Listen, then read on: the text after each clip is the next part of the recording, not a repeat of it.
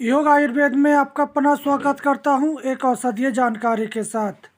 आज मैं आपके लिए लेके आया हूं जल जामुनी का बेल। तो जल जामुनी एक किस प्रकार दिखती है, मैं आपके लिए आज पूरी जानकारी जल जामुनी की बताने वाला हूं। तो जल जामुनी को हम पाताल गुड़नी या महामूल, बत्सदानी, धिग्रवल्ली आदि नामों से भी जानते हैं। तो आप देख लें, ये जल जामुनी का बेल है। जब ये नई होती है तो थोड़े धागे की तरह पतली होती है। जब ये पुरानी हो जाती है तो थोड़ी सी इसकी बेल मोटी हो जाती है। इसके पत्ते हरे रंग के और छोटे छोटे, करीब 1 से 2 सेंटीमीटर लंबे होते हैं। इसके फल कच्चे होने पर हरे होते हैं और पक जाने पर ये नीले या पीले से पड़ जाते हैं। इसको हम तोड़ेंगे तो अंदर से इसमें इंक जैसे निकलता है, इसलिए इसको इंक बेरी के नाम से भी जाना जाता है। इसकी पत्तियां पानी को भी जमा देती हैं, इसलिए इसको जल जामुनी के नाम से जानते हैं। ये जल जामुनी आपको रोड के किनारे या घर के आसपास आपको देखने को मिल जाती है, परंतु हम इसके औषधीय गुण से अवगत नहीं होते और उसको हम यूं ही घास फूस समझकर उखाड़ कर फेंक देते हैं। परंतु अब आप इसको जान लें, इसके औषधीय गुण को पहचान लें, फिर आप इसका बहुत सारी बीमारियों को दूर करने के लिए इसका प्रयोग कर सकते हैं। इसकी प्रकृति शीत होती है, ठंडी होती है। ये रक्त पिदर, श्वेत पिदर, स्वप्न दोष, शरीर से कहीं भी जलन, खाद, खुजली होने पर आप इस पाताल गुड़नी या जल जामुनी का प्रयोग कर सकते हैं। आप ऐसी ही जड़ी बूटियों की जानकारी चाहते हैं तो आप हमारे चैनल को सब्सक्राइब करें और बेल आइकन को क्लिक करें, ताकि आने वाली जानकारी आपको सबसे पहले मिल सके। आज की तनाव भरी ज़िंदगी में हमारा सिर फटने लगता है, सिर दर्द हो जाता है। आप ऐसे में क्या करें, आप इसके पत्तों को तोड़कर सिलबट्टे पे पीसकर अगर सिर पे आप लेप कर देते हैं तो आपके सिर दर्द में तुरंत राहत हो जाती है। दांतों के दर्द से आप परेशान रहते हैं तो आप इसका इस्तेमाल कर सकते हैं। आप इसके पत्तों का सिलबट्टे पे पीसकर पेस्ट बना लें और दांतों पे धीरे धीरे मलें और थोड़ी देर में आप गर्म पानी से कुल्ला कर लें। आप देखेंगे कि आपके दांतों का दर्द भी समाप्त हो जाता है।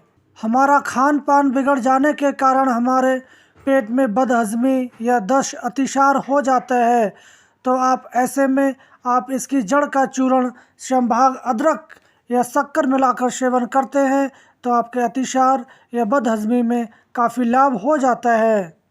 श्वेत पदर या लिकोरिया में इस औषधि का प्रयोग रामबाण माना जाता है। आप इसके ताज़ी पत्ते अगर उपलब्ध हो जाएं तो आप करीब 10 ml इसका स्वारस सुबह शाम पी लेते हैं तो आपकी श्वेत पदर या लिकोरिया में तुरंत आराम हो जाता है। अगर आपके यहाँ इसके पत्ते नहीं मिलते हैं तो आप इसके पत्ते सुखा के छाया में रख लें और उसका चूर्ण कर लें। उस चूर्ण करीब 3 ग्राम की मात्रा मिश्री के साथ आप सुबह शाम सेवन करें तो आपके श्वेत पदर या लिकोरिया में तुरंत आराम हो जाता है।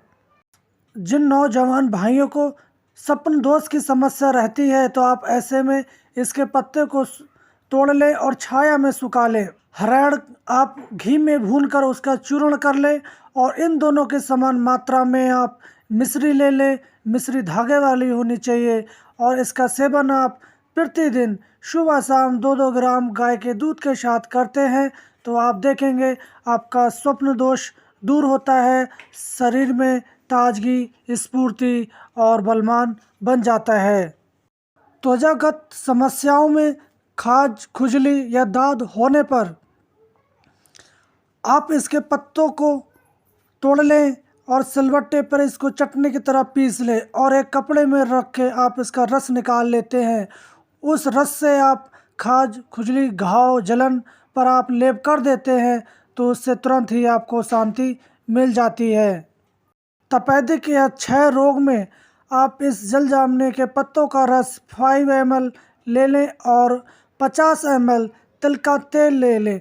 इन दोनों को मिलाकर आप अच्छी तरह पकाकर छान कर रख लें और इसका सेवन करते हैं तब आपके क्षय रोग में काफ़ी लाभ हो जाता है। इस औषधि को पाताल गुड़नी के नाम से भी जाना जाता है क्योंकि इसकी जड़ काफ़ी अंदर निकलती है।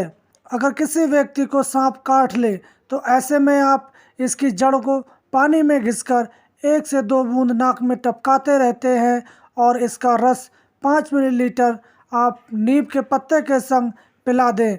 उससे आपका सांप का जहर कम होने लगता है।